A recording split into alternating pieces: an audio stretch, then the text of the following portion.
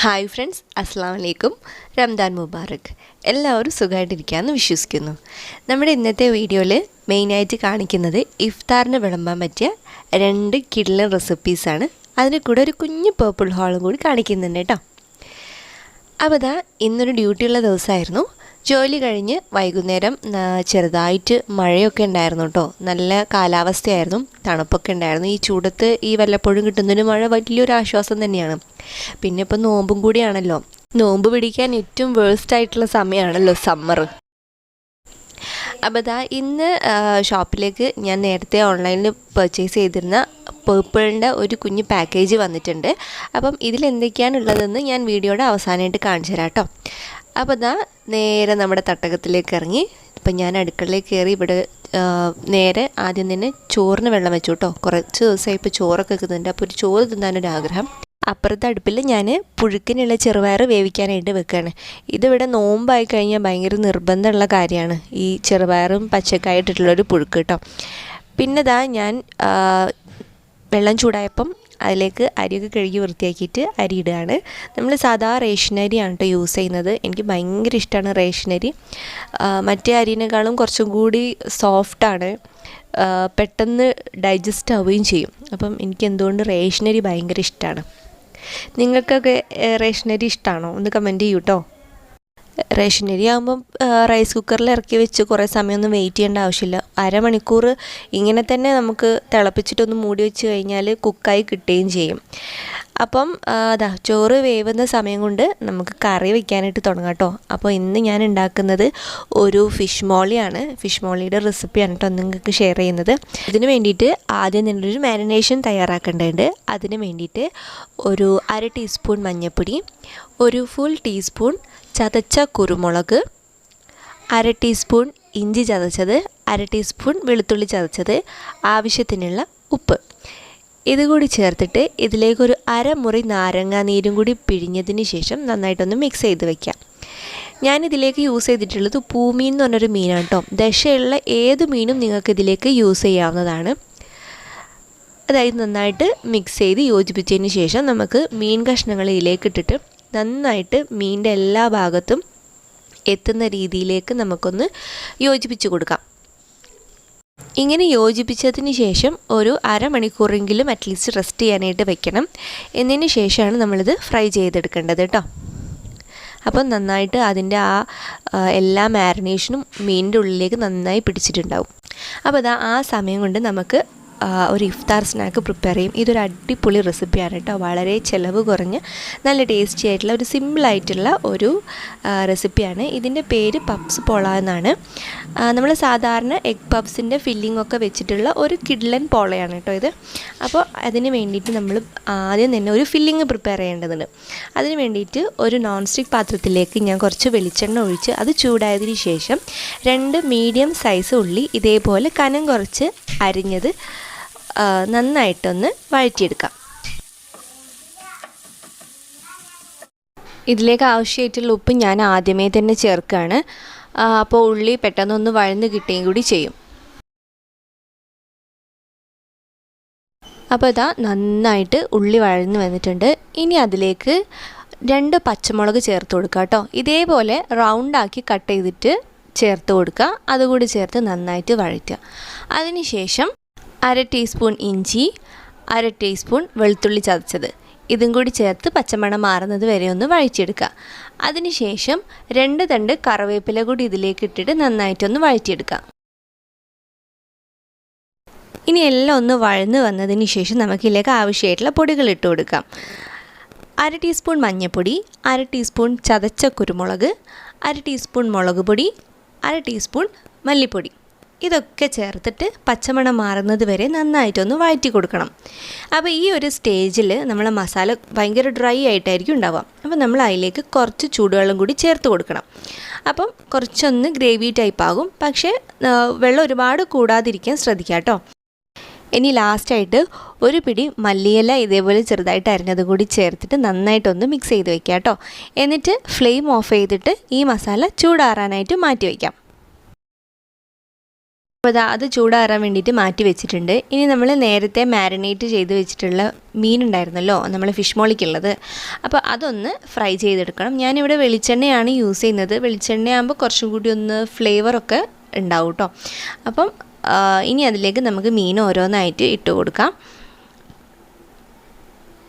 മീൻ fry ചെയ്യുമ്പം ശ്രദ്ധിക്കേണ്ട ഒരു കാര്യം എന്ന് പറഞ്ഞാൽ നല്ല ഡീപ്പ് ഫ്രൈ ആയിട്ട് പോകണ്ട, അതായത് പുറം ഭാഗമൊക്കെ ഞെരിഞ്ഞ് പോവാതിരിക്കാൻ ശ്രദ്ധിക്കുക. മീനൊന്ന് വെന്ത് കിട്ടിയാൽ മതിയാവും. മീൻ 2 സൈഡും ഫ്രൈ ചെയ്തതിന് ശേഷം മാറ്റി വയ്ക്കാം. ഇനി ഇത് പഫ്സ്പോളയ്ക്കുള്ള ഒരു ഡിപ്പാണ് കേട്ടോ. അപ്പോൾ അതിന് വേണ്ടിയിട്ട് 3 മുട്ട ഞാൻ അടിച്ചെടുക്കുകയാണ്. അതിലേക്ക് ഒരു 1/2 കപ്പ് പാല്, സാദാ പാലോ അല്ലെങ്കിൽ തേങ്ങാപ്പാലോ ഏതായാലും യൂസ് ചെയ്യാം, അതൊന്ന് ചേർത്ത് കൊടുക്കുക. അതിനുശേഷം മല്ലിയില ഇതേപോലെ ചെറുതായിട്ട് അരിഞ്ഞു കൊടുക്കുക. പിന്നെ ഒരു പച്ചമുളകും ഇതേപോലെ റൗണ്ടിൽ കട്ട് ചെയ്തിട്ട് നന്നായിട്ടൊന്ന് മിക്സ് ചെയ്ത് കൊടുക്കാം. ഇനിയിപ്പോൾ നിങ്ങൾക്ക് വേണമെങ്കിൽ ഒരു നുള്ള് ഉപ്പും കുറച്ച് കുരുമുളക് പൊടിയും കൂടി ചേർത്ത് കൊടുക്കാവുന്നതാണ്. ഞാനിപ്പോൾ അതിൽ ചേർത്തിട്ടില്ല, പക്ഷെ അത് ചേർത്താൽ നല്ല ടേസ്റ്റി ആയിട്ടുണ്ടാകും. ഇനി നമുക്ക് പഫ്സ്പോള ഒന്ന് സെറ്റ് ചെയ്തെടുക്കാം. അതിനാദ്യം തന്നെ ഞാനൊരു നോൺ സ്റ്റിക്ക് പാന് ഇതേപോലെ ഓയിലൊന്ന് ഗ്രീസ് ചെയ്തിട്ടുണ്ട്. ഇനി നമ്മൾ ഓരോ ബ്രെഡ് സ്ലൈസസും നമ്മൾ നേരത്തെ ഉണ്ടാക്കി വെച്ചിട്ടുള്ള ആ മുട്ടയുടെ മിക്സിലേക്ക് മുക്കിയിട്ട് ഇതേപോലെ ഒന്ന് സെറ്റ് ചെയ്തെടുക്കണം. ഇതിൻ്റെ അടിഭാഗം ഫുള്ളായിട്ട് കവർ ചെയ്യുന്ന രീതിയിൽ വേണം നമ്മൾ ഈ ബ്രെഡ് സെറ്റ് ചെയ്തെടുക്കാനായിട്ട്. ഒറ്റ നിബന്ധനയുള്ളൂ, അടിഭാഗത്ത് സ്പേസ് ഉണ്ടാവാനേ പാടില്ല. അപ്പോൾ ആ രീതിയിൽ വേണം ബ്രെഡൊക്കെ ഒന്ന് സെറ്റ് ചെയ്തെടുക്കാനായിട്ട്. നമുക്ക് കുറച്ച് പൊന്തിച്ചും വെക്കാം, അരികിലൊക്കെ കുറച്ച് പൊക്കി വെച്ചാലും കുഴപ്പമില്ല. ഇനി ഇതിലേക്ക് നമ്മൾ നേരത്തെ പ്രിപ്പയർ ചെയ്ത് വെച്ചിരിക്കുന്ന ഫില്ലിംഗ് ഒന്ന് സ്പ്രെഡ് ചെയ്ത് കൊടുക്കണം. ഇതേപോലെ അടിഭാഗത്ത് ഫുള്ളായിട്ട് വരുന്ന രീതിയിൽ വേണം ഇതൊന്ന് നിങ്ങൾ ഫില്ല് ചെയ്തെടുക്കാനായിട്ട്.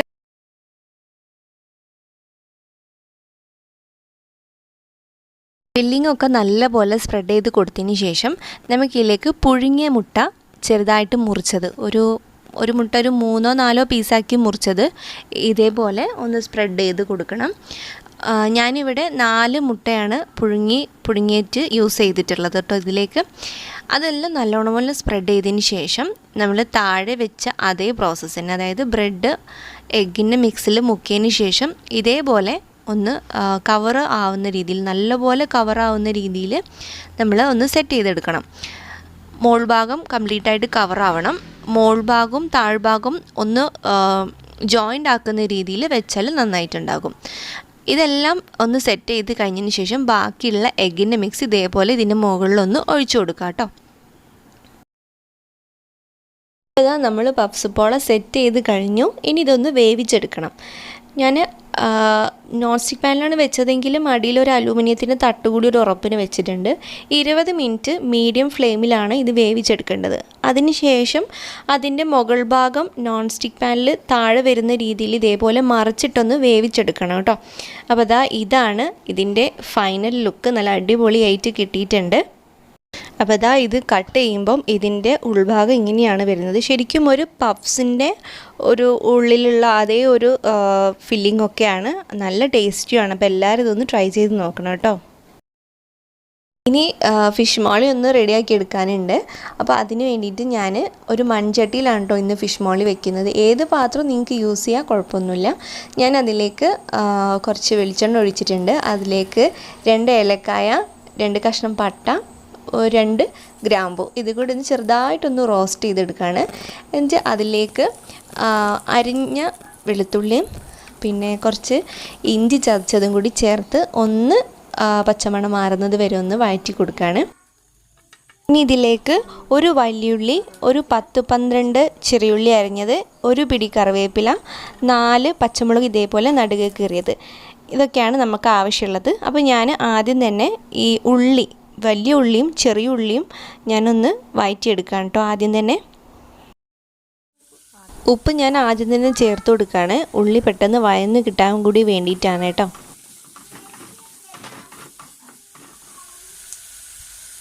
നന്നായിട്ട് വഴന്ന് വന്നിട്ടുണ്ട് ഉള്ളി.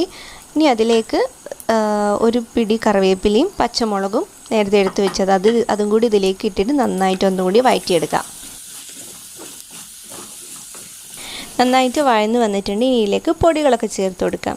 ഞാനിതിലേക്ക് 1/4 ടീസ്പൂൺ മഞ്ഞൾപ്പൊടി, 1/2 ടീസ്പൂൺ മല്ലിപ്പൊടി, പിന്നെ 1/2 ടീസ്പൂൺ കുരുമുളക് ചതച്ചത്. ഇതും കൂടി ചേർത്തിട്ട് പച്ചമണം മാറുന്നത് വരെ നമുക്കൊന്ന് വഴറ്റി കൊടുക്കണം. ഇനി ഇതിലേക്ക് ചേർത്ത് കൊടുക്കേണ്ടത് തേങ്ങയുടെ രണ്ടാം പാലാണ്. അതൊരു 1.5 മുതൽ 2 കപ്പ് വരെ നമുക്ക് ഇതിലേക്ക് ഒഴിച്ചു കൊടുക്കാം. എന്നിട്ട് നന്നായിട്ട് ഒന്ന് യോജിപ്പിച്ചതിന് ശേഷം തിളയ്ക്കാനായിട്ട് വെക്കണം. അതേസമയം നമുക്ക് തക്കാളി ഇതേപോലെ ഈ ഒരു രീതിയിൽ അരിഞ്ഞിട്ട് അതും കൂടി ഒന്ന് ഇതിലേക്ക് ചേർത്ത് കൊടുക്കാം. തക്കാളിയുടെ കൂടെ തന്നെ നമ്മൾ പൊരിച്ച് മാറ്റി വെച്ചിട്ടുണ്ടായിരുന്ന മീനുണ്ടല്ലോ, അത് ഇതിലേക്ക് ഓരോന്നോരോന്നായിട്ട് ചേർത്ത് കൊടുക്കാം. എന്നിട്ട് ഇതെല്ലാം കൂടെ മൂടി വെച്ചിട്ടൊന്ന് വേവിക്കാനായിട്ട് വെക്കാം. ഒരു 10-15 മിനിറ്റ് കഴിഞ്ഞപ്പോൾ ഇത് നന്നായിട്ട് കറി തിളയ്ക്കുന്നുണ്ട്. ഇനി നമ്മൾ ഒരിക്കലും ഇത് കയ്യിലിട്ട് ഇളക്കാൻ പാടില്ല. ഇതേപോലെ ഒന്ന് ചുറ്റിച്ച് കൊടുക്കുകയാണ് വേണ്ടത്. നമ്മൾ മീൻ ഓൾറെഡി വേവിച്ചിട്ടാണ് നമുക്ക് ഇതിലേക്ക് ഇട്ടിട്ടുള്ളത്. അപ്പം നമ്മൾ ഇനി സ്പൂണൊക്കെ ഇട്ട് ഇളക്കുന്ന സമയത്ത് മീൻ പെട്ടെന്ന് പൊടിഞ്ഞു പോകാൻ സാധ്യതയുണ്ട്. അപ്പോൾ അതുകൊണ്ട് ഇങ്ങനെ ചുറ്റിച്ച് കൊടുക്കുക മാത്രം ചെയ്യാം കേട്ടോ. അതിന് ശേഷം കുറച്ച് സമയം കൂടി ഇതേപോലെ തിളയ്ക്കാനായിട്ട് വെക്കുക. അപ്പം നമ്മൾ ഈ തേങ്ങയുടെ രണ്ടാം പാൽ കുറച്ചൊക്കെ ഒന്ന് വറ്റി വരും. ആ സമയത്ത് തേങ്ങയുടെ ഒന്നാം പാൽ ഒഴിക്കുക. ഒന്നാം പാൽ ഒഴിക്കുമ്പോൾ ശ്രദ്ധിക്കുക, ഫ്ലെയിം ഒന്ന് കുറച്ച് വയ്ക്കണം. ഒന്ന് ലോ ഫ്ലെയിമിലാക്കിയിട്ട് വേണം തേങ്ങയുടെ ഒന്നാം പാൽ ഒഴിച്ചു കൊടുക്കാനായിട്ട്. ഒന്നാം പാൽ ഒരു കപ്പ് വരെ ഒഴിച്ചു കൊടുക്കാം. അത് കഴിഞ്ഞിട്ട് ഒന്നും കൂടി ഒന്ന് ചുറ്റിച്ച് കൊടുത്ത് തേങ്ങാപ്പാൽ എല്ലാ ഭാഗത്തും വരുന്ന രീതിയിലൊന്ന് മിക്സ് ചെയ്തെടുക്കുക. ഈ സമയത്ത് നമുക്ക് ആവശ്യമാണെങ്കിൽ കുറച്ചുകൂടി കുരുമുളക് പൊടി ചേർത്ത് കൊടുക്കാവുന്നതാണ് കേട്ടോ. പിന്നെ ഒരു കാര്യം പ്രത്യേകം ശ്രദ്ധിക്കുക, തേങ്ങയുടെ ഒന്നാം പാൽ ചേർത്തതിന് ശേഷം ഈ കറി തിളയ്ക്കാനായിട്ട് പാടില്ല. അപ്പം ഇപ്പോഴൊക്കെ ലോ ഫ്ലെയിമിൽ വേണം വയ്ക്കാനായിട്ട്. അപ്പം ഞാൻ കുരുമുളക് പൊടി കൂടി ചേർത്ത് കൊടുത്തിട്ട് നന്നായിട്ട് ഒന്നും കൂടി ഒന്ന് ചുറ്റിച്ചിട്ട് മിക്സ് ചെയ്ത് കൊടുക്കുകയാണ്. അപ്പോൾ നമ്മുടെ ഫിഷ് മോളി, നല്ല കിഡിലൻ ഫിഷ് മോളി റെഡി ആയിട്ടുണ്ട്. അപ്പത്തിനും നൂൽപുട്ടിനും പത്തിരിക്കൊക്കെ നല്ല കിഡിലൻ കോമ്പിനേഷനാണ്. അപ്പോൾ ഇതൊക്കെ ഒന്ന് ട്രൈ ചെയ്ത് നോക്കണം കേട്ടോ. അപ്പോൾ ഇതൊക്കെയാണ് ഞങ്ങളുടെ ഇഫ്താർ വിഭവങ്ങൾ ഇന്നത്തെ. അപ്പോൾ ഞാൻ പത്തിരിയും നൂൽപുട്ടും രണ്ടും ഉണ്ടാക്കിയിട്ടുണ്ട്. പപ്സ്പോള ഓൾമോസ്റ്റ് കഴിയുകയും ചെയ്തു. അപ്പോൾ ഫുഡൊക്കെ കഴിച്ചു കഴിഞ്ഞു. ഇനി നമുക്ക് നമ്മുടെ പർപ്പിളിൻ്റെ ഈ പാക്കേജ് ഒന്ന് അൺബോക്സ് ചെയ്യാം. ഈ പർപ്പിൾ എന്ന് പറഞ്ഞാൽ നിങ്ങൾക്ക് ഓൾമോസ്റ്റ് എല്ലാവർക്കും അറിയാമായിരിക്കും. ഇതൊരു ഓൺലൈൻ ബ്യൂട്ടി സ്റ്റോറാണ്. അതായത് ഈ സൈറ്റിൽ നിങ്ങൾക്ക് കോസ്മെറ്റിക്സ് ഉണ്ടാകും, പിന്നെ സ്കിൻ കെയർ ഐറ്റംസ് ഉണ്ടാകും, വെൽനെസ് പ്രോഡക്ട്സ് ഉണ്ടാകും. അങ്ങനത്തെ ഒരു ഓൺലൈൻ സൈറ്റാണ് പർപ്പിൾ എന്ന് പറഞ്ഞാൽ.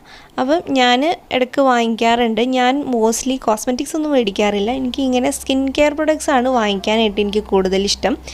അപ്പം ഞാൻ വാങ്ങിച്ചിട്ടുള്ള കുറച്ച് സാധനങ്ങൾ കാണിച്ചു തരാം.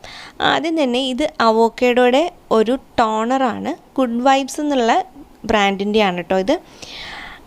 ഗുഡ് വൈബ്സ് നല്ലൊരു ബ്രാൻഡാണ്. നമുക്ക് എല്ലാവർക്കും അഫോർഡബിൾ ആയിട്ടുള്ള പ്രൈസാണ്. പിന്നെ ഇത് വൈറ്റമിൻ സിയുടെ ഫേസ് വാഷാണ്. ഇങ്ങനെ പമ്പ് പാക്കായിട്ടാണ് വരുന്നത്. ഇതും ഗുഡ് വൈബ്സിൻ്റെ തന്നെയാണ്. പിന്നെ അടുത്തായിട്ട് ഒരു ഫേഷ്യൽ കിറ്റാണ് ഞാൻ വാങ്ങിയിട്ടുള്ളത്. ഇതിൻ്റെ ഉള്ളിൽ തന്നെ ഒരു 5 പാക്കറ്റായിട്ട് വരും. അപ്പോൾ അത് നമുക്ക് ഇങ്ങനെ ഫേഷ്യലൊക്കെ പോലെ ചെയ്യാം. ഇത് കമ്പനി ആൽപ്സ് ഗുഡ്നെസ്സിൻ്റെ ആണ് കേട്ടോ. പിന്നെ ഒരു കാര്യം, ഇതൊക്കെ നല്ല ബബിൾ റാപ്പ് ചെയ്തിട്ട് നല്ല സെക്യൂർഡ് ആയിട്ടാണ് ഇവർ അയച്ചിട്ടുള്ളത് കേട്ടോ. ഇനി അടുത്തത് ഗുഡ് വൈബ്സിൻ്റെ തന്നെ ഒരു ഫേസ് പാക്കാണ്. അലോവരയും കുക്കുംബറും കൂടി ചേർന്നിട്ടുള്ള ഒരു ഫേസ് പാക്ക്. അപ്പം നമ്മൾ ഫേസ് പാക്കൊന്നും നമുക്ക് വീട്ടിൽ പ്രിപ്പയർ ചെയ്ത് ഇടാനൊന്നും സമയമില്ലാത്തവർക്ക് ഇങ്ങനത്തെ ഒരു ഫേസ് പാക്ക് യൂസ് ചെയ്യാം കേട്ടോ. അപ്പം ഇതിൻ്റെ റേറ്റ് 335 രൂപയാണ്. അപ്പം ഞാൻ ഈ പ്രൊഡക്ട്സിൻ്റെ ഒക്കെ ലിങ്കും റേറ്റും ഞാൻ താഴെ ഡിസ്ക്രിപ്ഷനിൽ ഇട്ടേക്കാം. പിന്നെ മെയിൻ സാധനം ഗുഡ് വൈബ്സിൻ്റെ ഫേസ് സിറം. വൈറ്റമിൻ സിയും വൈറ്റമിൻ ഇയും കൂടി ചേർന്നിട്ടുള്ളൊരു ഫേസ് സിറമാണ്. അപ്പോൾ ഇത്രയും സാധനങ്ങളാണ് ഞാൻ പർപ്പിളിൽ ഇത്തവണ വാങ്ങിയിട്ടുള്ളത്. അപ്പോൾ ഇന്നത്തെ വീഡിയോ കുറച്ച് ലെങ്തി ആയി പോയിട്ടുണ്ട്. ആരും ബോറടിപ്പിച്ചില്ലെന്ന് വിശ്വസിക്കുന്നു. അപ്പോൾ ഇന്നത്തെ 2 റെസിപ്പീസും എല്ലാവരും ട്രൈ ചെയ്ത് നോക്കണം. അതേപോലെ നമ്മുടെ പർപ്പിൾ ഹാൾ എല്ലാവർക്കും ഇഷ്ടപ്പെട്ടെന്ന് വിശ്വസിക്കുന്നു. കൂടുതൽ വീഡിയോസുമായി ഉടനെ കാണാം. Children bye from Shifa Shabeer.